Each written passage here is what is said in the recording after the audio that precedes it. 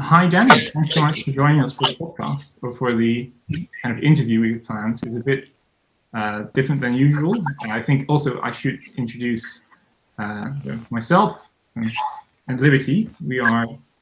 For the people watching, we are the co-presidents of the Oxford Karl Popper Society.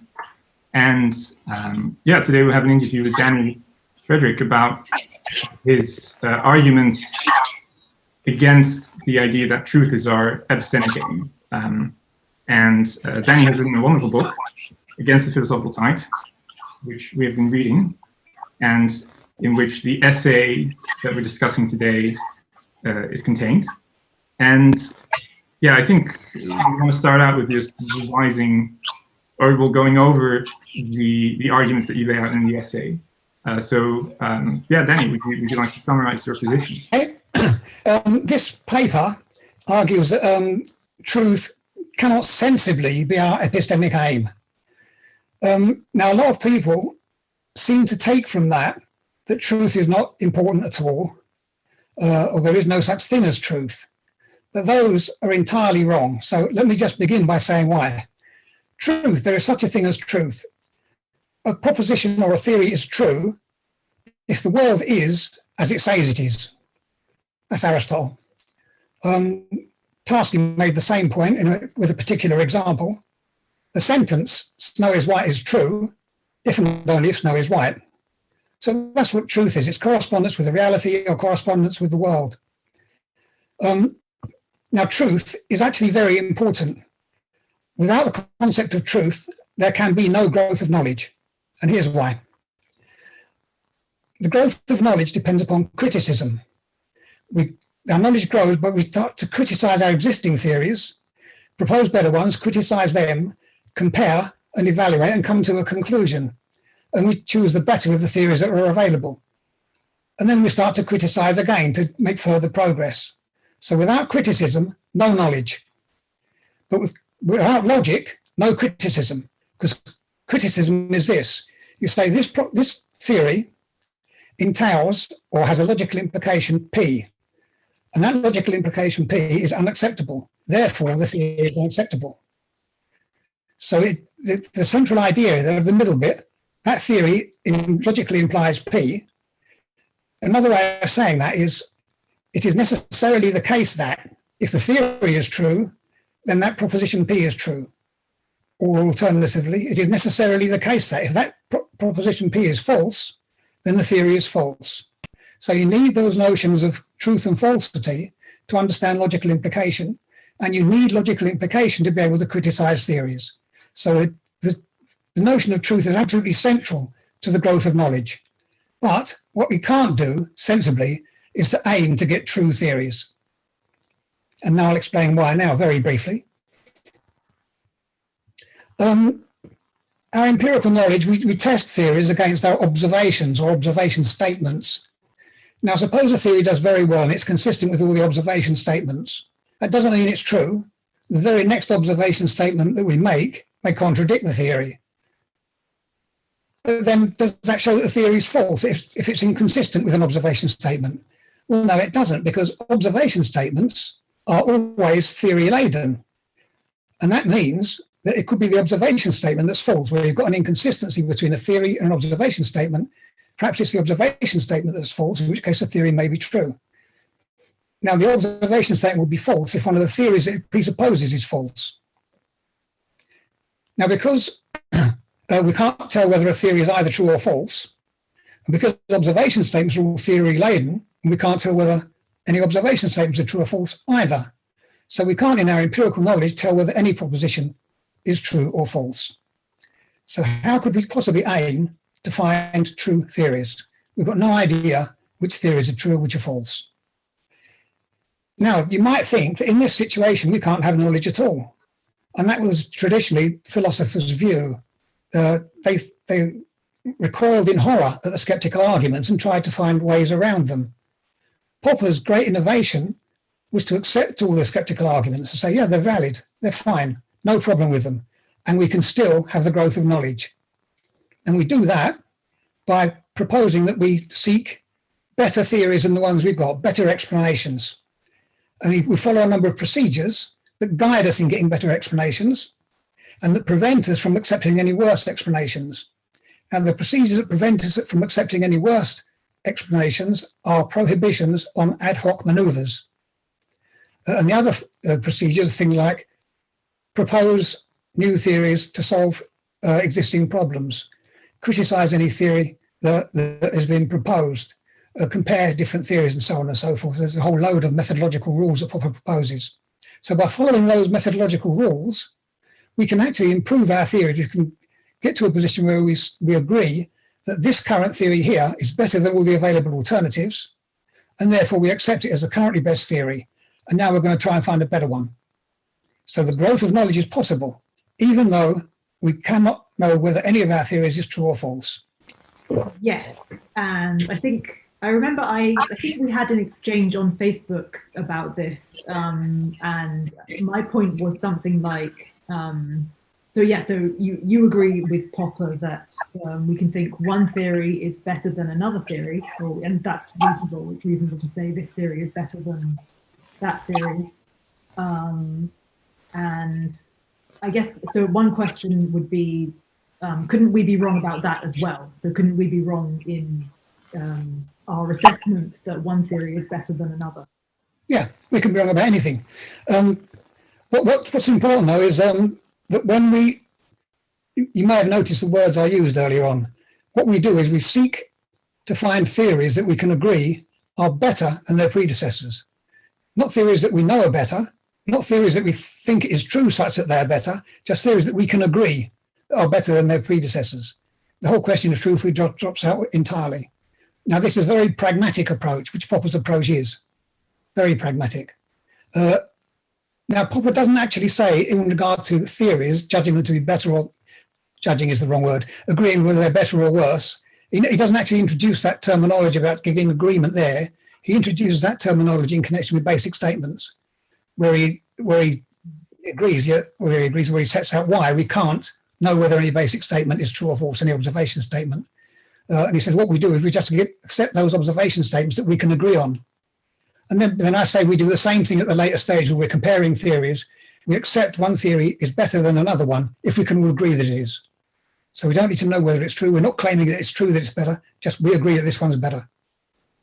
I think in your essay you also make a case against the idea that we can know the theory is false. So you,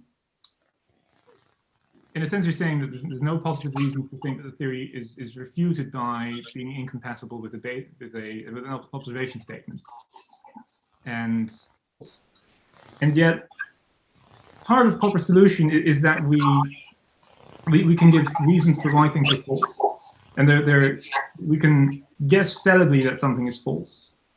And I think we have an agreement here. I don't know. I just want to pose that to you.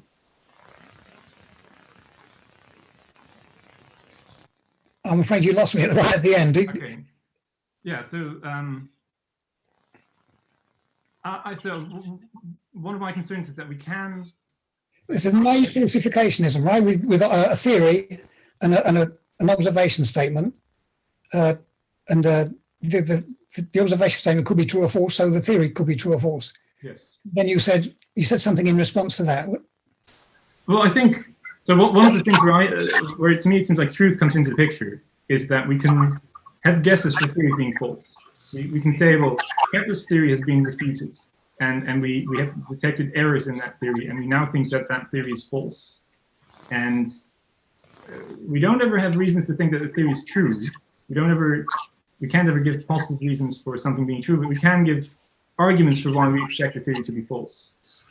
And I think truth enters into the picture there. I mean, you kind of have an uncanny ability to preempt my arguments. And I think in the beginning of this conversation, you laid out a case for truth, which I didn't expect you to make. So maybe there isn't actually a disagreement here. But doesn't truth come in? Doesn't truth play a vital role in science? Because we're trying to refute, we're trying to show that certain things are false. Okay, I think in the practice of science, yes, definitely. People do act and talk as if theories are true or false, and they'll accept an observation statement unquestioningly because it seems true to everyone, and they'll say, oh, this is true, so that theory is false. Yes, they will do, but they're not being philosophical there. If they thought about it carefully, they would actually step back from that and make more careful statements because of the skeptical arguments, which they're not really bothered with. I mean, I think what scientists do is they conform to Popper's procedures, but not consciously. They're doing it anyway. So Popper's formulated something which actually happens as an evolved sort of procedure. Now, sorry, you were going to say something? No, go ahead. I had to stop a moment ago to get a drink of water, but I hadn't actually finished what I was saying. Okay. Yeah, so Popper devises these methodological rules, and if we follow the methodological rules, we can improve our theories. We need these properties which show whether one theory is better than another or not, and Popper proposed a whole load of them. For instance, one theory A is better than theory B if A explains everything that B explains and also explains something else. Theory A is better than theory B if theory A has some novel implications, novel predictions which survive empirical testing, and if B doesn't have any of those. Theory A is better explanation than theory B if theory A explains what B explains but does so more simply, and so on and so forth. There's a whole load of them. But these properties, when we agree that one theory is better, the currently best theory in its domain, is on the basis of those properties. But having those properties is no indication of truth.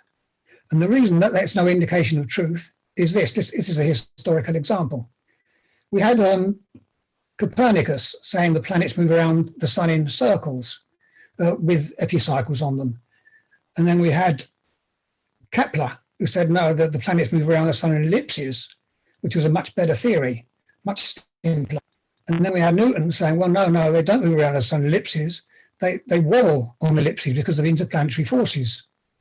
And then we get Einstein come along and say, well, that's true, but also the ellipses revolve around the sun as well. So that's another.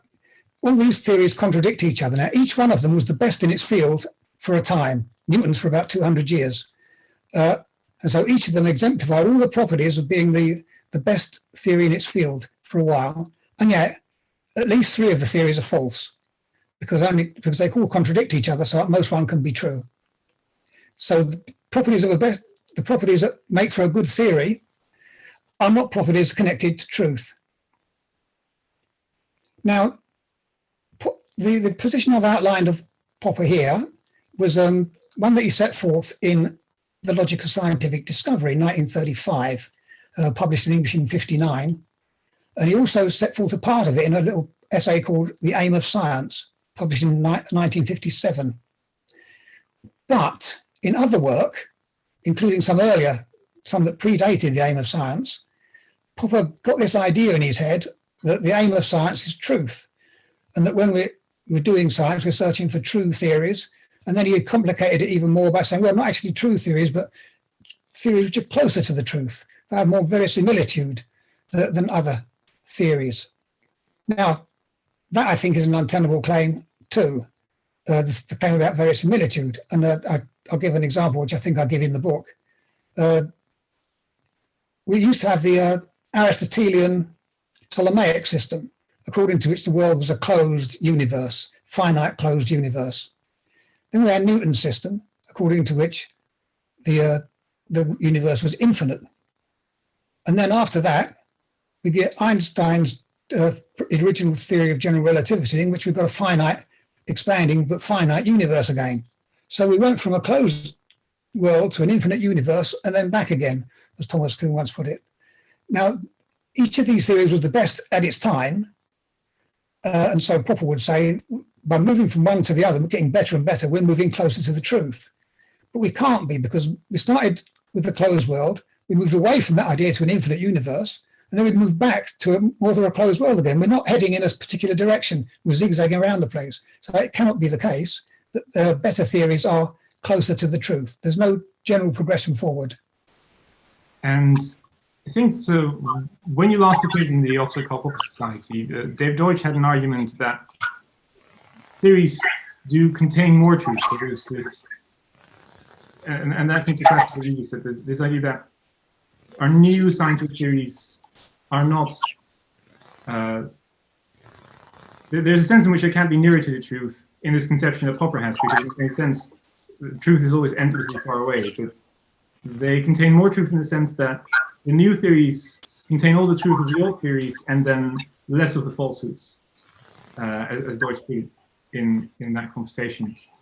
And isn't that a way of talking about theories containing truth? I mean, it isn't the same as a theory being true, but it's saying that theories have true consequences. That there's a sense in which we're making progress to this space that you're talking about. We're not just zigzagging.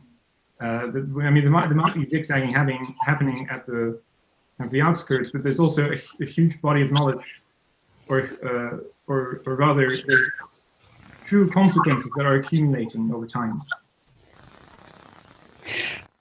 Well, are the consequences true? I don't think so. If you go back to that example we just gave of Copernicus, Kepler, Newton, and Einstein, what each later theory showed was that the consequences, the actual observational consequences of the earlier theories were false. Copernicus was wrong because the planets don't move in circles with the epicycles on them. Kepler was wrong because they don't move in strict ellipses. Newton was wrong because they don't just move in wobbles on ellipses, the ellipses themselves rotate. So the actual predictions, physical predictions that they made were also false. So it's not the case that there were true predictions earlier and even more true predictions later on. They were all false predictions earlier. Okay, there might, for all we know, have been some true ones there, but so far as we can estimate, they were all false ones. So, for example, each of the theories says that the planets move in orbits, and that is a feature of the theories that remains unchanged whenever we move to a successor theory. And I think similarly, there's other parts of theories that remain unchanged. Like, I think all of these theories have in common that they suppose that the orbits of the planets can be described by mathematics. And there's this set of things which remains unchanged whenever we move to a new theory, whenever we move to a successor theory. So the successor theory always contradicts the theories that succeed. But that doesn't mean that all of the, either the consequences or all of the parts of the previous theories are done away with. Like, some of them make it into the next theory. And I think that is what Deutsch meant with that we're accumulating truth, or we're kind of, the new theories contain truth, that the old ones also, and they contain more. So there's more stuff that we expect to still be there when we move to the next theory. I would ask you to actually produce some of these truths. Tell us what they are. I don't believe any can be produced, because the theories don't just, they talk about the same things, but they give them different properties all the time. You know, even concepts like mass change as you move from one theory to another. They're not carrying over very much. They're not carrying over any truths, they're carrying over similarities. There are definitely similarities there, as you say, definitely. But one thing could be similar to another. One proposition could say something similar to another without them saying the same. You know, one could be downright false, and the other one can be true. I'd like to think of a nice, easy example, but I can't off the top of my head. Let me see if I can produce any. So, I think the best one, I actually kind of borrowed it from Liberty, but the idea of planets moving in orbits is a consequence of all of the theories. Is a consequence of Newton's theory, is a consequence of Kepler's theory, and is a consequence of Einstein's theory. And I think we would conjecture that in a successor theory to Einstein, say like something like quantum gravity or whatever, that would also explain, or the consequence of that new theory would also be that the orbits, that the planets move in orbits. And of course, the explanations are different, but they have similar consequences. They're consequences that both the old theory had and the new theory had, which is this weird feature where I think false theories can have true consequences, and that carries over into successor theories. Of course, it's slightly different from saying a theory is true, because we're saying, I think Deutsch's list is saying that they contain truth, that they're not true because we expect them to be superseded, and that means that the successor theory contradicts our current best explanation, but each of them contains truth and can contain, and we can accumulate truth over time in that sense, or true consequences, rather. Do you think that is compatible with your view of truth not being the aim of science, or? It's not my view. I don't think very much, if any, truth carries over. I don't think so. But it's a very difficult thing to argue. And I can understand why people say that it does, because there's definitely similarities. You say all the planets move in orbits around the sun. Okay, that's the same. They disagree on exactly what the orbits are, but they all agree that planets move in orbits around the sun. Well, okay, that is one truth. Is it a truth? I don't know. That is one proposition that they all share. Yeah, so there may well be some, but they're not. They're going to be rather, well, how do I know? Well, my guess is they're going to be rather trivial. Yeah, the planet's moving orbits around the sun. It says next to nothing. I'm exaggerating, perhaps. And no, but my problem with that idea that truth is carried over is that you get the conceptual change, especially in the current, more recent developments in science. With the older theories, the early theories, they were all talking pretty much about the same thing. They were assuming the things were pretty much as we saw them.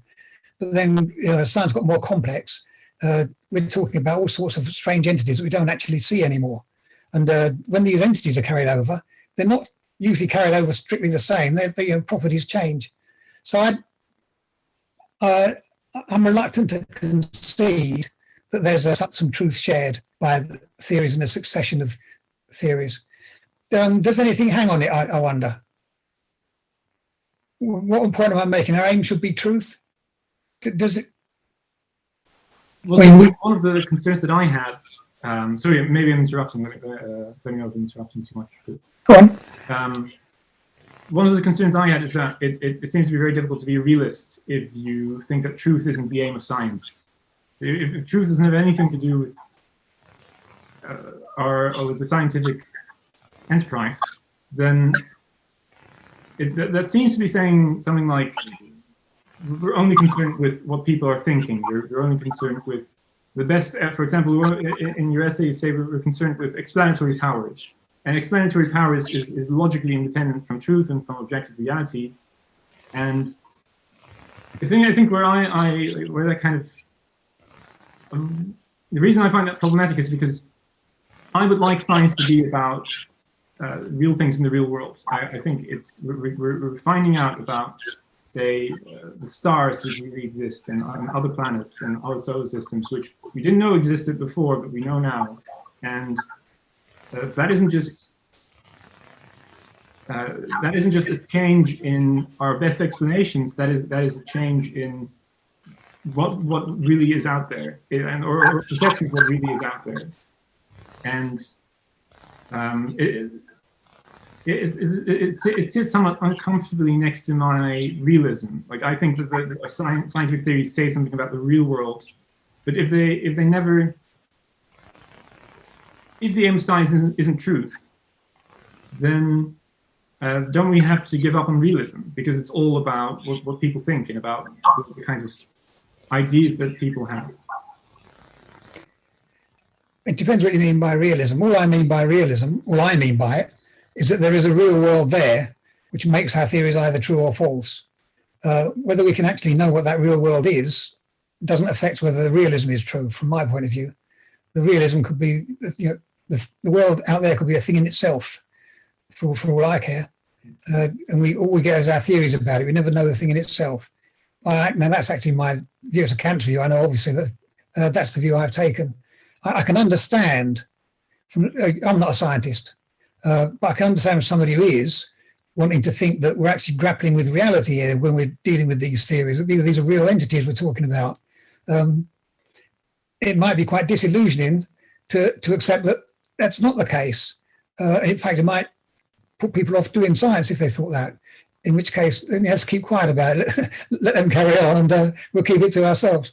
But the fact is, well, what I think is a fact is we have no way of knowing about which theories are true or false, and it could be that every theory we've proposed is utterly and thoroughly false, but just happens to produce physical predictions which close enough match what we take ourselves to see. Yes, and I think that's kind of the argument, that it's all logically disconnected from us finding truth. Like we think that we have a good explanation, it's the best explanation available right now, but our guessing that it is the best explanation right now doesn't mean anything about, well, it doesn't imply that it is a true theory.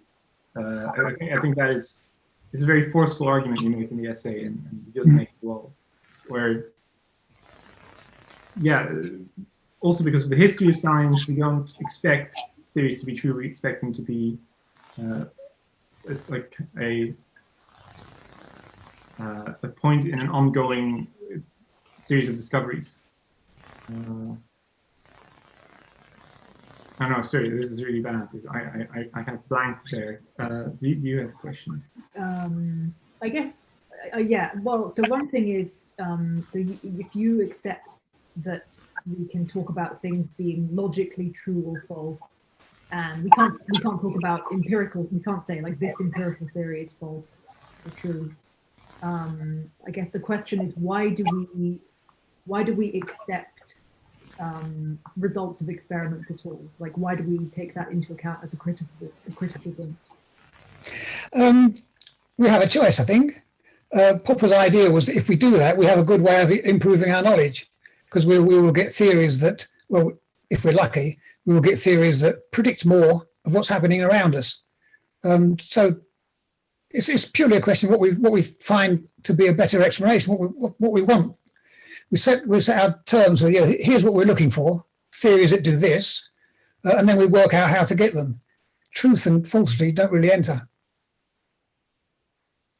I think I just remembered a question, which is kind of related to this, namely, Popper had this idea that truth is the aim of science because we're trying to get rid of errors, and errors in theory are errors because they don't correspond to truth. They're errors with respect to truth.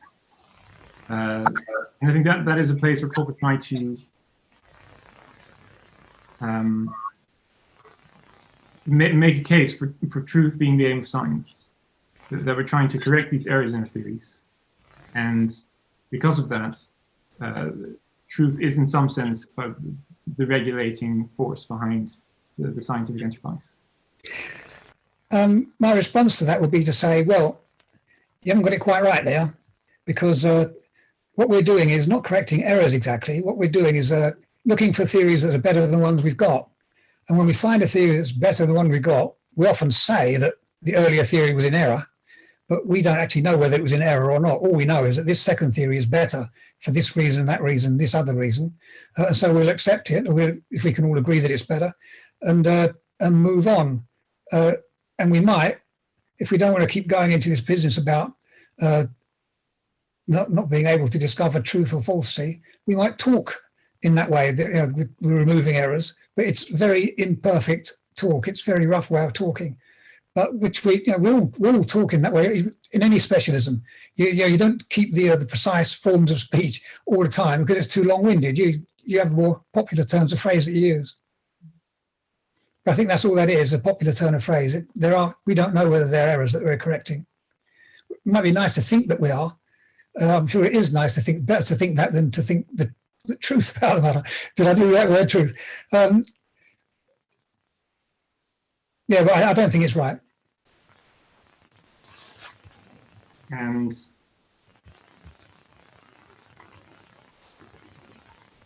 yeah, this is this thing where we do validly guess that theories are false. But the past theories, I mean, we never know for sure whether they are, and our guesses that they are false are logically independent of them being false. but we have good reasons to think that the past theories are false. We have good reasons to think that Kepler's theory is false and that Newton's theory is false. And we do try to refute theories. And when they are refuted, there's really no reason to think that they are anything but false right now. The state of the critical discussion at the moment is that we think that these theories are false. And so why should we be in doubt about that, other than the fact that we can always be in doubt about everything? Well, it's the usual reason, isn't it? You've got the argument here. We think this theory is false because it has these implications, and these implications, we've made experiments and they don't stand up, so we think the theory is false. But then I come in and say, yeah, but you're relying on observation statements there. Those observation statements might be what's false, in which case the theory is not false, could be not false at all. So it won't be the theory that's an error, it'll be the observation statements. And we can never finally know which of the two it is. We can make a guess, which is what we do, and then carry on and see how we get on. And wouldn't you say the same thing about logical statements? So we could be wrong about any logical statement that we make. Yes, that was the last bit of the paper, wasn't it? The problem, this comes back to one of the earlier points I mentioned about the importance of logic. But first, let me say this much. That, it used to be that people thought there was a priori knowledge in logic and mathematics particularly, where we had self-evident axioms, and then we could, by deduction, infer all the theorems. Now that got blown up really by Russell's paradox, because Russell's paradox, to use Russell's words, this is a rough recollection, the paradox showed that propositions that have been accepted by logicians and mathematicians for 2 millennia led to contradictions. So they weren't self-evidently true, they were, if anything, self-evidently false, not self-evidently false, but provably false. So that any claim that this proposition is self-evident is open to that objection. Well, somebody might, like Russell, come up and derive a paradox from it. So you can't actually say there's such a thing as self-evidence. Now, what that also means is that when we say this theory contradicts that observation statement, therefore at least one of them is false, well, that assumes the law of contradiction, and that assumes logic. And it may well be that law of contradiction, well, it's self-evident to us perhaps, but self-evidence is no proof of anything. So maybe self-contradictions are true. So perhaps both the theory and the observation statement that contradicts it are true. Now, these are doubts that can always be entertained, and there are actually developed logics in which some contradictions are allowed to be true. Now, there is no developed logic in which all contradictions are true. There can't be. It wouldn't be logic anymore. It's only logic if you say this implies that. So if that's true, then that's true. And therefore, if this is false, then that's false. If you get all contradictions, you can't actually get any criticism anymore. The criticism goes, and so logic goes. Now, it is a possibility that every system of logic that we develop turns out to be paradoxical. We've had it in the past.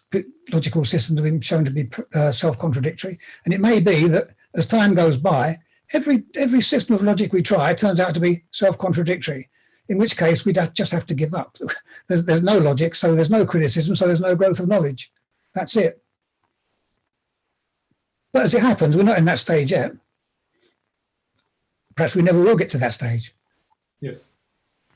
Yeah, it kind of reminds me of what people say about the Dewey and Quine problem, or rather, it reminds me of the Dewey and Quine problem, which is that it's always possible to say that the observation statements might be false, but you do need a convincing argument for why it would be. And I think,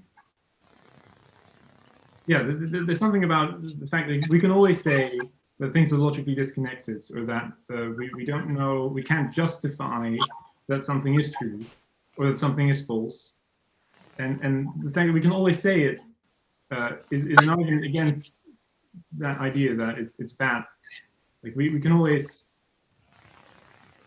to kind of get back to, I guess, my previous points, we can always say that maybe the past theories, the refuted theories that we think are refuted right now, that they might not be refuted because there was actually something wrong with the observation statements. But then that would be discovering that the observation statement was wrong would be a new stage in the critical discussion. But right now, at this stage of the critical discussion, there's no reason to think that any of those theories are anything but false. So again, I'm trying to rescue this idea that we cannot refute the theories, or that we cannot show the theories are false in a fallible sense, kind of in the same way that Miller would object. And yeah, again, you've written about it in the paper, but yeah, what would your response to this kind of Miller-type argument be? Is this the argument where Miller says that, sure, when one theory is better than another, or the currently best theory, we can conjecture that it's true? Yes. Yeah, well, he's perfectly right, we can do that. We can also conjecture that it's false. And there's no reason for preferring the one conjecture to the other. It's entirely arbitrary which one you choose. So why would you choose either? An arbitrary conjecture certainly doesn't count as knowledge. It only counts as knowledge, a conjecture, if it stands up to criticism, in which case it's no longer arbitrary, it's better than its rivals. But these two, that conjecture is true, that conjecture is false.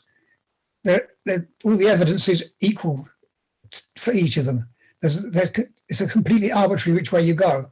So yeah, you can say that this conjecture is true. You conjecture that the best theory is true. You can do that, but it's a purely arbitrary thing. And why the hell would you do it? Yes, we can. So I agree with you that we can't conjecture that the theory is true. That but what about conjecturing that it's false?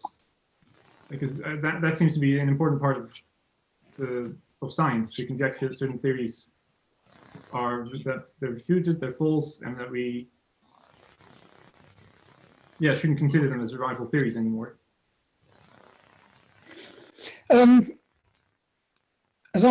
As I would put it, we don't actually conjecture that the theories are false. What we do is we agree that they are inconsistent with current observation statements, and therefore we agree that they're not as good as some other theory that does better. And we might, if we're talking loosely, talk about we accept that this theory is false, but we shouldn't really be talking that way. Yeah, so it's again... It's the same old point, yeah. Yeah. Yes.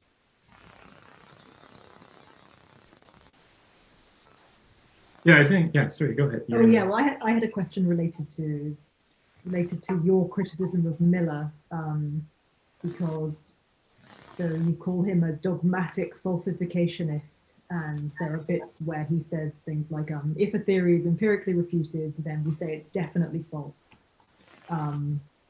And I was wondering if you would kind of class that as a similar mistake as people who don't agree with Hume's problem. So they think Hume was wrong, that there's a problem of induction, and they believe in induction. So in other words, so the idea that we learn by induction is the same as people who think we learn by falsification, and there's no doubt in either of them.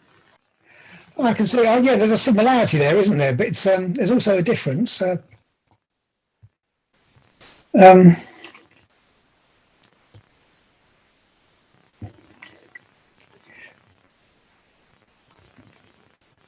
Yeah, because I think they're significantly different, because it's like we don't make progress by justifying theories based on experience. So no progress happens that way. Whereas I think we do make progress by testing theories and refuting them, even if it's fallible progress. So it's like both of them don't take fallibilism seriously, but I still think that the falsificationist view is better.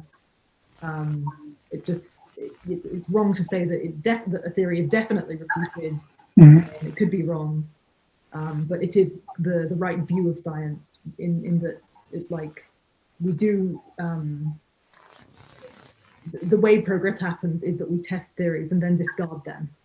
Yeah, definitely. Yeah, the inductive procedure is nonsense, it really is just conjecture and refutation dressed up as some kind of inference. But the testing against experience and rejecting the theory that conflicts with experience, that actually does go on. And that is actually the way we proceed. How we describe it, we're debating about, but that's what happens. David Miller, I can't believe David Miller is a naive falsificationist. There are passages where he writes that way, but I can't believe that is his considered opinion. I think he's made a slip there. I can't believe that. Yeah, that was interesting to see that David Miller had passages that were indicative of someone who's a naive falsificationist. Yeah. It's a dogmatic falsification, I think is the correct term. No. Yes. Yeah, I did sympathize. I don't know. It's yeah. I think what you said earlier, that this view is weird for someone who is a scientist, is definitely true. Yeah. I definitely, as I said before, I like to think that when we're discovering something in science, we're really discovering something. It's not just we're discovering something about the way human minds work or the way that explanations work. We're discovering something about stars or planets or neutrinos or whatever the topic of the object level discussion is. And I think David Miller he seems, from what I read in the essay, he seems sympathetic to that idea as well, and he tries to defend it, but he defends it with yeah, a wrong view. He defends it with bad arguments. I should say that there have been some very brilliant scientists who fully accepted that scientific theories weren't true. They were human constructs, that just ways of managing the world. Pierre Durand was one. I think Poincaré as well, the French physicist, was another one. Oh, Ernst Mach, he was probably one too. There have been quite a few of them. It was more popular sort of in late 19th century, early 20th century, but there's probably still some around. And with regard to quantum theory, actually, I think there are quite a few around. Yeah, that's actually one of the reasons why I'm not a fan of the view, because it's people who tend to believe that kind of thing in quantum theory are usually they usually have other things they want to prove it. They have other views that I find objectionable, and I find that the people who are most realists also tend to well, I'm not sure if all of the realists, not all of the realists physicists agree with me on quantum theory, but I think they are, for example, more willing to take on board something like the average interpretation, and they seem to be.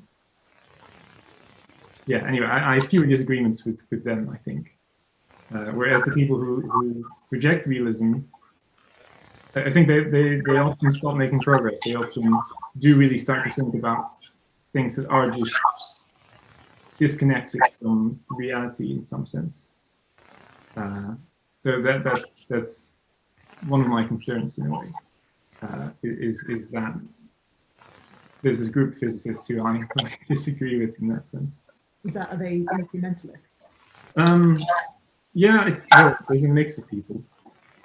I think there's also just people who think that quantum theory kind of shows that the aim of science is doesn't have anything to do with the real world, and that because quantum theory doesn't make sense, but is also the best explanation that we have. Something like that. I think Werner Heisenberg was someone who had that view. Anyway, this is getting into a very niche hobby horse of mine. There was Erwin Schrödinger too. He thought the whole physical world was an illusion.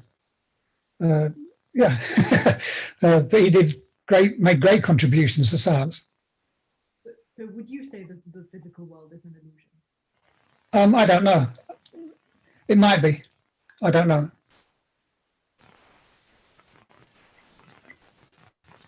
Sorry, Why do you ask? I guess, yeah, it kind of, so you don't know. Yeah, so I guess one reason I would not like to say the physical world is an illusion is that it's like either we say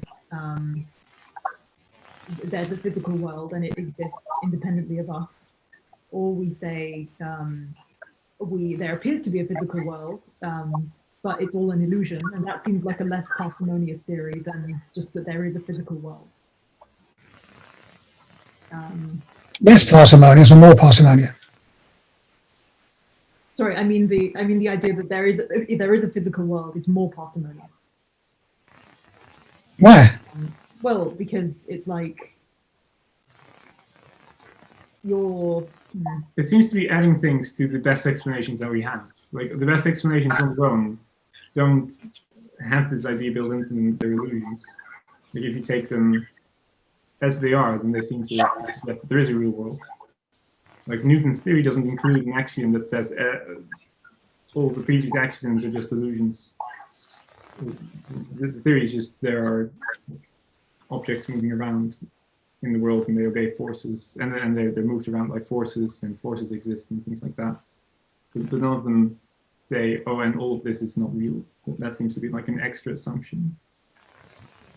Yes, yeah, it's an extra assumption to say that like there is somehow a show has been put on to make us think that all of these things are happening. Like the angels dancing, or like moving the planets, as Newton thought. That is a worse explanation. And making it seem like the force law is obeyed. Anyway, yeah. So I think in that sense, just taking the best explanation seriously as they stand on themselves it gives you that kind of realism, where you have to say, okay, well, this is how we think the universe really is at the moment.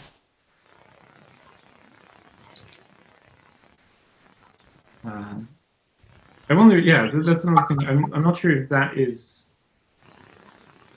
seems very much connected to your idea of the truth not being the aim of science.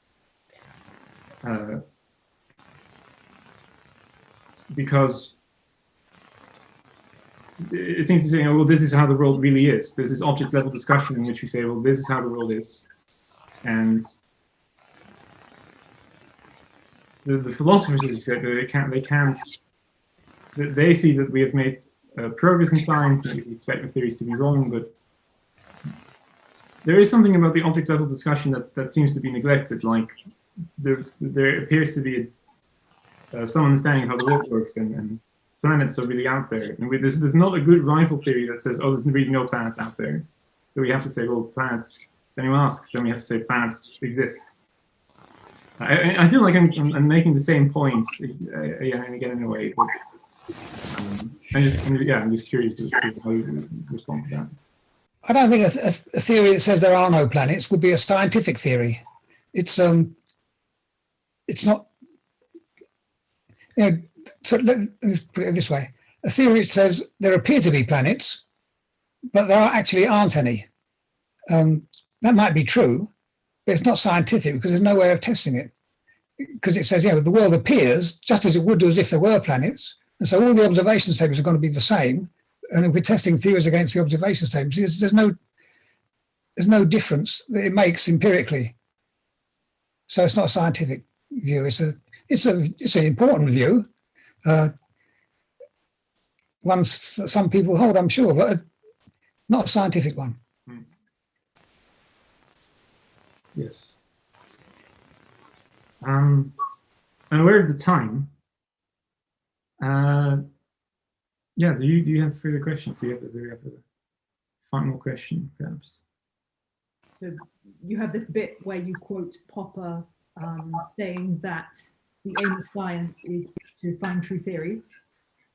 And I think it's also a bit where he explains that progress happens because we get because we kind of come up with better explanations. And so you make the point that so that your theory is a good explanation is logically independent of it being true. And that's why I was asking you about logical statements and logical truth. because you're using logical arguments to criticize a certain view, but then it's like you also accept that you could be wrong about all the logical statements. Yeah. So I find that slightly counterintuitive. Okay. It goes back to what I said at the beginning. Without logic, no criticism. Without criticism, no knowledge.